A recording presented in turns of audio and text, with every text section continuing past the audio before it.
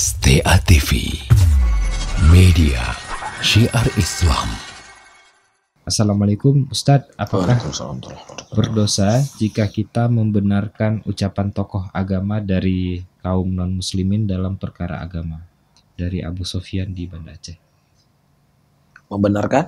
Membenarkan ucapan tokoh agama dari kaum non-muslim dalam perkara agama. Taib, kalau seandainya yang dia ucapkan itu adalah kebenaran, al-haq, yang tidak bertentangan dengan asal dan usul agama kita, maka kebenaran itu diterima dari siapa saja. Sebagaimana datang riwayat-riwayat dari Nabi Muhammad SAW ketika orang-orang Yahudi mengkhabarkan bahwasannya langit dan bumi itu nanti akan ada pada genggaman Allah Subhanahu wa taala. Itu khabar yang datang dari Yahudi dan Nabi SAW tertawa dan membenarkan pada waktu itu. Dan juga datang seorang nenek-nenek Yahudi mengkhabarkan kepada Aisyah radhiyallahu taala anha bahwasanya akan ada yang namanya adab kubur. Yang kemudian Aisyah radhiyallahu taala anha sepengetahuan ilmu yang beliau ketahui, beliau tidak mendapatkan itu dari dalam Islam. Hanya saja adab kubur itu didapatkan orang-orang yang kufur kepada Allah. Tapi kemudian diceritakan kepada Nabi SAW dan kemudian Nabi membenarkan adanya adab kubur yang akan ada dalam kubur. Iya, ini juga informasinya dari nenek Yahudi, dari seorang nenek Yahudi. Ya, dan juga hal-hal yang lainnya yang teriwayatkan dari Nabi Muhammad SAW. Maka dari kisah ini kita bisa mengambil sebuah kesimpulan bahwasannya ada perbedaan antara menerima kebenaran dengan menuntut kebenaran.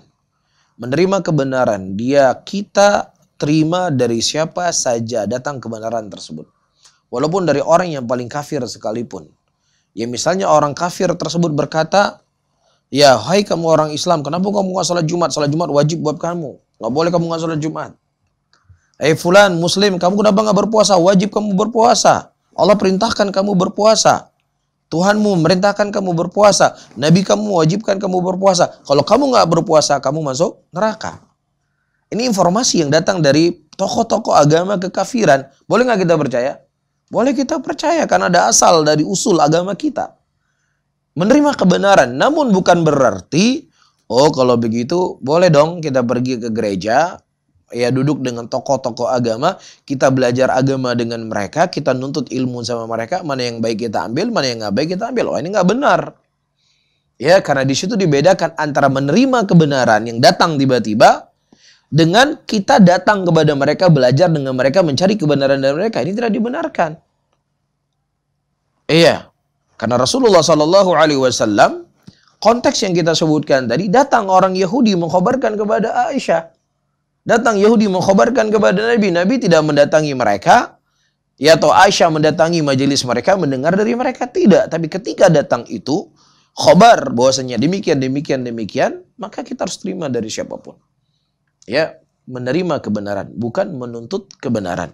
Karena menuntut al-haq, menuntut ilmu hanya kepada alul haq saja. Barakallahu fikum.